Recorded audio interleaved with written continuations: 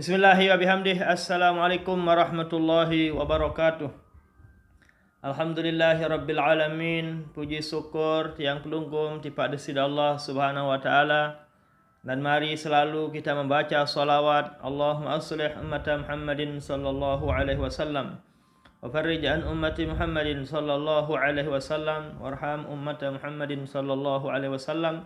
Wansur wahfaz ayyid nahdatal watan fil alamin bihaqqi Muhammad sallallahu alaihi wasallam. Amin ya rabbal alamin. Amma ba'du. Pengajian kita pada kesempatan makin niki adalah kesalahan-kesalahan saat layatan. Memang napi pun yang kita lakukan mesti ada saja kesalahannya. Kita sholat 5 waktu, kalau kita cari kesalahan-kesalahan, ada saja kesalahan kita sebagai orang beriman. Maknanya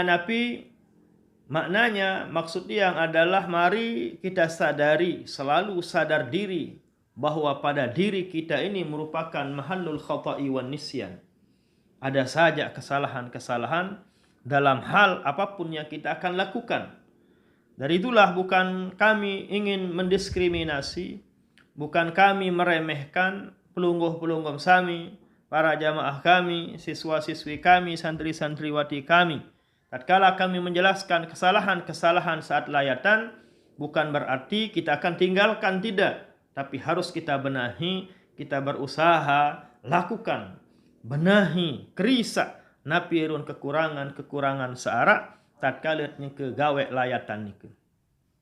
Kekeliruan pertama saat layatan adalah luwean tendek gawe sembahyang jenazah. Layatan banyak, waktu nyampe di kubur Masya Allah ratusan orang. Tapi sayang beribu sayang, tatkala sembahyang di masjid kancet sab, 1 sab, 2 sab, 3 sab. Alhamdulillah, ketimbang tidak ada. Tapi nikilah kekeliruan yang harus kita benahi. Kepelihan harus terkerisa, harus terperiri adalah apabila ke layatan itu harus temilu sembahyang jenazah. Karena almarhumah ni paling bun harapan adalah doa leman pelungguh-pelungguh sami sebagai keluarga, pelungguh-pelungguh sami sebagai tetangga. Berite belangar ni sunnah Rasul sallallahu alaihi wasallam. Memerintahkan para sahabat-sahabat radhiyallahu taala anhum ajma'in, isna'u li ali Ja'far ta'aman fa innahum atahum amrun yushgiluhum. Ini perintah Nabi tentang belangar. Isna'u, silahkan kalian piaan keluarga Ja'far, makanan, minuman, soal nyengken susah nani nyengken sedih, tebilin ninggal isi keluarga, piaan makanan minuman. Istilah sasaknya adalah belangar. Belangar ni ke bagus, perintah Nabi, sunnah Rasul sallallahu alaihi wasallam. Lagu pelangar ni ke untuk keluarga sehidup. Sementara seninggal dunia, sabun harapan adalah doa leman pelungguh sam. Doa nomor 1, doa paling bagus nanti pak almarhumah tentu saat solat. Dari itulah makanya tatkala layatan sila, mari kita solat jenazah secara berjamaah. Mbitan tek gawe, mbitat sak tahu sila. Allah kesembahyangan mayit ini 4 takbir fardu kifayah turut imam karena Allah taala bar. Gampang. Niat ya sila, pian diri masing-masing. Asalkan pelaksanaan, asalkan tegawe dulu. Pokok toh gawe, pokok toh laksanaan, dengan sendirinya nanti akan kita ketahui di mana kekurangan-kekurangan kita saat layatan. Lamun niman bani berbuat, nitman tahu diri tak salah. Nah intinya sila. Tatkala layatan, jangan hanya belangar, tapi lebih utama adalah adit milu sembahyang berjenazah. Demikian juga di kuburan banyak rame, bagus. Akan lebih bagus lagi, marak keluik kancing telek kubur, ia endah keluik kancing ke sembahyang. Tatkala ke sembahyang jenazah di masjid, di musalla atau di tempat-tempat yang lain. Karena juga selanjutnya bahwa apabila dengan hanya liti layatan, lagun milu sembahyang jenazah otomatis dapat 1 gunung. Seperti hadis yang sudah masyhur kita dengar bahwa man syahidal janazata hatta tudfana falahu qiratan. Saya sembahyang jenazah, kanca milun layatan, terjanji ni si Rasul sallallahu alaihi wasallam dapat 2 gunung qirat. Dapat 2 qirat, bukan 2 kerat. 2 qirat ya mislul jabalainil azimain, seperti 2 gunung Uhud yang ada di Madinah Al-Munawwarah. Gunung yang paling belik le Makkah Madinah adalah gunung Uhud, belok doang kurang lebih 7 kilo.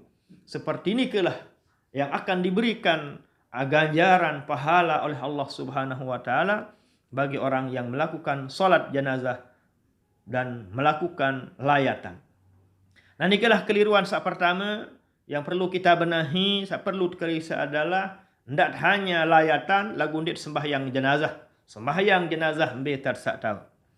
Sak kedua adalah kekeliruan saat kita layatan nika yang perlu kita pahami, perlu kita perbaiki adalah layatan hadir. Fardu kifayah dia kerjakan, gawe nek fardu kifayah lagu fardu ain dia pun tinggalan. Bahasa zaman adalah litin layatan, milun bertuka, milun belangar, lagu ni sembahyang asar. Nah niki ndak ada kenanya. Niki namanya rugi. Yaran pejulu sandek saat pejulu. Sembahyang asar jauh lebih utama, lebih penting, lebih wajib ketimbang belayat. Layatan nike baun sopok dengan, bertukak baun sopok dengan, sembahyang baun sopok dengan. Bahasa kasar, bahasa zaman bahwa saran layatan nike bau tuakilan. Lagu lamun sembahyang asar, nit bau tuakilan. Beda dia. Nah dari itulah apabila pelunggum sami nanti layatan, jangan tinggalkan asar. Lebih baik dendek di layatan, asalkan pelunggum gawe sembahyang asar. Tapi paling bagus tentunya adin kedua antegawe. Sembahyang asar berjamaah, sembahyang jenazah berjamaah, lalu kita layatan dan seterusnya. Ini kisah kedua, kekeliruan yang perlu kita benahi tatkala layatan. Kisah ketelu adalah kesalahan-kesalahan atau kekeliruan-kekeliruan. Kekurangan-kekurangan yang kita lakukan tatkala layatan nike adalah selalu kita utamakan jenazah ketimbang kita yang melayat. Cara sunnatnya adalah agar tiang pelunggum sak belayat lampak berjulu jenazah nike seiring pelunggum. Itulah penjelasan dalam kitab At-Taqriratus Sadidah. Ya, kitabnya niki kitab Taqriratus Sadidah, bahwa di sana dijelaskan wa yusannul masyu ma'al janazati wal abdalu amamaha lil ittiba'. Disunatkan bagi dengan salayatan nike adin lampak barang-barang kanca jenazah. Cuma cara paling abdal, cara tatajah isi Nabi Muhammad sallallahu alaihi wasallam adalah wal abdalu amamaha lil ittiba'. Adin tiang pelunggum sak belayat lampak berjulu, arah elek julu jenazah leman mudi. Dia tiang pelunggum sak jari keluarga, tiang pelunggum sak belayat lampak berjulu, barulah jenazah leman mudi. Kenapa? Lil ittiba'. Ialah cara tajah sidi Nabi. Sak kedua adalah li'annahum syufa'a'u lahum, karena tiang pelunggum sak datang belayat adalah syufa'a. Ia saya jadi tolongan almarhum atau almarhumah. Ia saya jadi sambut almarhum atau almarhumah niki. Tapi mungkin karena kondisi tiang pelungguh makin karena terlalu ramai, arah sakadu motor, arah sakadu mobil, untuk jalan duluan kayaknya agak sulit. Tapi kalau bisa mampu, sandik jauh motor, sandik jauh mobil, sila adit lekak berjulu, adit lampak berjulu, barulah jenazah niki ngiring lekan mudi. Ialah tatajah isi Nabi Muhammad sallallahu alaihi wasallam. Lagu bagi sajauh motor, sajauh mobil, ya mungkin mancin urus parkir menomene, mancin PT ipin balik kancing nak bergoncengan, PT muatan, petai muatan, mungkin ni kerja pengecualian. Nah nikalah yang saya ketelu merupakan kekeliruan saya perlu tiang pelungguh pahami tatkala nyengke belayat, tatkala nyengke gawe saran jenazah niki. Sa keempat adalah kekeliruan yang perlu kita benahi adalah tatkala solat jenazah niki pada takbir yang keempat. pada takbir yang keempat nike disunatkan doanya sepanjang doa pada takbir yang ketiga. Nike disunatkan. Itulah kata Imam An-Nawawi rahimahullahu taala dalam kitab Riyadhus Shalihin beliau. Demikian juga dalam kitab-kitab yang lain seperti Al-Bajuri, seperti At-Taqriratus Sadidah. Sana dijelaskan bahwa disunatkan panjang doa pada takbir yang keempat sama panjangnya dengan takbir yang ketiga. Sementara saat niki yang kita hafal adalah doa yang kita baca, Allahumma la tahrimna ajrahu wa la tabtinna ba'dahu.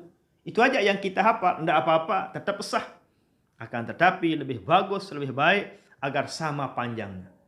Agar sama panjangnya doa pada takbir yang keempat dengan yang ketiga, apa saja yang pelungguh yang disunatkan baca? Disunatkan baca Rabbana atina fid dunya hasanah wa fil akhirati hasanatan wa qina adzabannar. Tambah dia dengan itu. Bisa juga ditambah dengan Rabbana la tuzigh qulubana ba'da iz hadaitana wa hab lana min ladunka rahmatan innaka antal wahhab. Bisa juga ditambah dengan doa yang ada di Al-Quran, yang ada di surat Al-Ghafir, yaitu Rabbana wa adkhilhum jannati adnin allati wa'adtahum wa man salaha min abaihim wa azwajihim wa dhurriyyatihim innaka antal azizul hakim wa qihimus sayyi'at wa man taqis sayyi'ati yawma idzin faqad rahimtah wa dzalika huwal fawzul azim. Ini disunatkan. Kita tambah dengan doa yang ada di Al-Quran, yaitu Rabbana atina, boleh juga dengan Rabbana la tuzigh qulubana. Demikian juga ada Rabbana wadkhilhum jannati adnin allati wa'adtahum, ayat yang tiang bacakan tadi ada di surat Al-Ghafir, yaitu ayat 9, 8 dan 7 nike dianjurkan, disunatkan kita baca di takbir yang keempat saat sholat jenazah, agar kita amalkan sunnah, agar sama panjang doa pada takbir yang keempat dengan takbir yang ketiga. Ini kelalaian yang kita semua lakukan. Selanjutnya adalah yang keempat, kekeliruan yang kita lakukan saat sholat jenazah. Yang pertama tadi adalah milu sembahyang berjamaah hanya belangar doang. Selanjutnya adalah di sembahyang ashar. Sagadalun adalah tidak sepanjang doa pada takbir yang ketiga dengan yang tidak sepanjang doa pada takbir yang ketiga dengan takbir yang keempat. Sunatnya harus sama, yaitu pada takbir yang keempat doanya sama panjangnya dengan yang ketiga. Selanjutnya kekeliruan yang perlu kita benahi adalah pada assalamualaikum, pada salam tatkala saat salam jenazah, salat jenazah nike sunatnya, afdalnya, pendapat paling muktamad adalah sampai wa barakatuh. Assalamualaikum warahmatullah. Sunatnya sampai sana. Menurut pendapat yang paling kuat, tidak disunatkan sampai wa barakatuh. Assalamualaikum warahmatullah. Sampai warahmatullah. Tidak sampai wa barakatuh.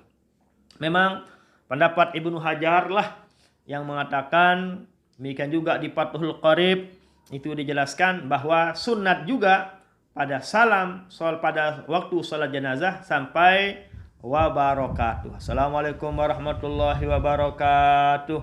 Itu penjelasan Imam Ibnu Hajar. Demikian juga Imam dalam Fathul Qarib dijelaskan seperti itu. Tapi pendapat itu adalah pendapat dhaif. Itu dijelaskan oleh Imam Imam Al-Bajuri rahimahullahu taala. Pendapat yang paling muktamad, pendapat yang paling kuat adalah sama dengan sholat 5 waktu dan sholat yang lainnya, alias sampai assalamualaikum warahmatullah. Itu pendapat yang paling kuat. Akan tetapi andaikan ada jamaah kita, ada imam kita, ada ustadz kita, ada tuan guru kita, misalnya salamnya sampai assalamualaikum warahmatullahi wabarakatuh, ya tidak apa-apa. Ada pendapat seperti ini tapi pendapat ini adalah pendapat yang dhaif, pendapat yang lemah. Pendapat yang paling kuat adalah sampai assalamualaikum warahmatullah. Selanjutnya yang kelima, ada kekeliruan yang kita lakukan saat sholat jenazah atau tatkala kita layatan nikah adalah para pentalkin. Yang membacakan talqin sebenarnya sebaiknya keluarga dekatnya. Apabila ada anak daripada yang meninggal dunia, itulah yang paling afdal. Kenapa? Karena yang namanya bacakan talqin atau yang doa nikah adalah disunatkan orang-orang yang mulihina fid du'a, orang yang berdoa dengan hatinya. Yang namanya orang ditinggal, otomatis doanya beda dengan kita-kita yang sebagai musyayyi'in, sebagai tiang pelunggung yang datang belayat. Tidak sama doanya dengan keluarga yang ditinggal. Akan tetapi karena faktornya kita di Lombok pada khususnya, kebanyakan anaknya tidak bisa baca talqin. Terkadang anaknya tidak bisa mengaji, apalagi bisa berdoa. Akhirnya diwakililah, ditunjuklah sang ustadz atau sang tuang guru. Tapi secara hukumnya, secara agamanya, keluarga terdekatlah yang paling afdal sebagai imamnya. Imam salat jenazah yang paling bagus adalah keluarga terdekat, anaknya bila perlu. Demikian juga nanti dibaca talqin. Demikian juga nanti di doanya. Paling afdal adalah orang-orang yang keluarga terdekat, agar mulihina fid du'a, yang berdoa benar-benar menggunakan hati nurani yang paling dalam. Selanjutnya adalah yang sebagai kekeliruan yang perlu kita benahi tatkala solat jenazah nikah atau tatkala layatan adalah dalamnya liang lahat. Dalamnya kuburan nikah sunnahnya biqadri qamatin wa basqatin. Seukuran nganjang angkat timu. Itu sunat ukuran dalamnya liang lahat. Tapi kita lihat makin terkadang engkah posat engkahnya, terkadang kurang 1 meter. Ya mungkin wallahu alam, memang kalau faktor tanahnya, mungkin tanah rejeng, tanah tegeh, ya tidak masalah. Tapi sebaiknya kalau tanahnya bisa digali sampai ukuran biqadri qamatin wa bastatin, ukuran tenganjang kancakat ima. Ia entan sunat ke dalam liang lahat. Entan makaman atau kuburan orang tua kita atau keluarga kita. Jangan terlalu dangkal, hendak baut lalu. Nah inilah akibat, mungkin karena faktor tanah, ya tidak apa-apa, tetap sah. Andaikan 1 meter misalnya atau 1,5 meter tetap sah. Asalkan mayat nikah tertutup tetap sah. Cuman sunnahnya, cuman afdalnya ya adalah adin ke dalam adalah seperunjung rasa sasak. Itu yang paling sunnah, itu yang paling afdal. Bukan berarti apabila sebetak misalnya, dalamnya sebetak tetap sah, tidak jadi masalah, hilang kewajiban. Cuma nikah cara sunnahnya, cara paling afdal untuk dalam liang lahat orang yang dimakamkan nikah adalah seperunjung kalau bahasa tiang pelunggung. Selanjutnya adalah hal-hal yang perlu kita pahami atau perlu kita benahi tatkala layatan nikah adalah tempat kita berdiri dalam penempatan jenazah. Secara umumnya, nikah dijelaskan dalam I'anatul Talibin, karangan dari Syekh Ismail Usman Al-Yamani Al-Makki rahimahullahu ta'ala. Sampun penjelasan Syekh Ismail. Cara penempatan jenazah nikah secara konten laki maupun bini, adin ulun selalu ilek kanan. Itu aja paling gampang. Jenazahnya laki-laki, nganjang imam, misal kiblat ke sana, adin tu tak ulu. Jenazahnya perempuan misalnya, nganjang imam, beta ulun, adin kanan imam. Selalu kepala atau ulun jenazah ni ke kanan imam. Misalnya tiang imam makin berdiri di sini, misalnya berdiri di sini. Di mana kepala jenazah ni ke kanan imam, kanan imam, kanan imam, kanan imam. Nah mungkin posisi berdiri imam ni ke bareh lamun jenazah mama yang berdiri papah semene, papah tohak. Bareh lamun bini jenazah ni ke imam ni ke berdiri di bagian pantatnya. Deket tungkil, deket impung, tahu nek tukul, tahu nek nganjak, tahu nek ngadak imam ni ke. Ni ke cara paling gampang. Ni ke cara paling afdal, ni ke cara paling kuat masalah pemosisian jenazah. Dari segi sah-sah saja. Nina kiri atau otak. Boleh saja. Mama kiri. Tak jadi masalah. Asalkan dan ulu nandang atas doa. Asalkan dan ulu nandang bawah doa. Okay? Jadi kepala jenazah ni ke yang lauk yang daya tetap sah. Yang kanan imam, kiri imam tetap sah. Tak ada masalah. Cuma cara paling afdal adalah alin ulun. Agar kepala almarhumah ni ke selalu berada di kanannya imam. Tatkala menghadap ke kiblat. Hadap kiblat. Kepalanya laki perempuan kanan. Cuma bareh tone nganjang ngadak imam adalah lamun mama papah tawak, lamun nina papah boleh. Ini ke pendapat pertama. Pendapat yang kedua adalah lamun mama taulun adalah lek kirin imam. Lamun nina barun kanan imam. Ini ke pendapat yang kedua. Boleh juga dipakai, tidak jadi masalah. Lamun mama betaulun kirin imam. Ini kisah paling biasa. Yang paling biasa mungkin di mana-mana bahwa lamun nina, lamun mama, napi namanya kepalanya di kirin imam, lamun nina di kanan imam. Ini pendapat yang kedua. Pendapat pertama itu yang paling afdal, pendapat paling kuat bahwa adalah laki maupun bini kanan imam, selesai. Jadi kat manapun nikah tidak perlu diperdebatkan, asalkan nikah adalah hal yang perlu kita maklumi. Pendapat yang paling kuat adalah kanan seperti yang Tiang jelaskan tadi. Kanan maupun kiri tetap sah. Sandi kanggo adalah lamun almarhum nikah ulu nilai atas atau ulu nilai bawah. Nah nikalah yang tidak diperbolehkan. Nikalah di antara kekeliruan-kekeliruan yang perlu kita perbaiki. Selanjutnya adalah kekeliruan-kekeliruan yang perlu kita benahi, perlu kita pahami, sadari adalah para pentakziah. Para penceramah tatkala dia menyampaikan takziahnya karena posisinya adalah sebagai pentakziah untuk menghibur, mengingatkan keluarga-keluarga almarhumah nikah. Itulah posisi pentakziah, bukan penceramah. Ya. Maksudnya yang adalah jangan waktu bertakziah pidatonya lauk daya timuk bat, sikat sana, sikat sini, apalagi kampanye. Kurang etis, kurang pas.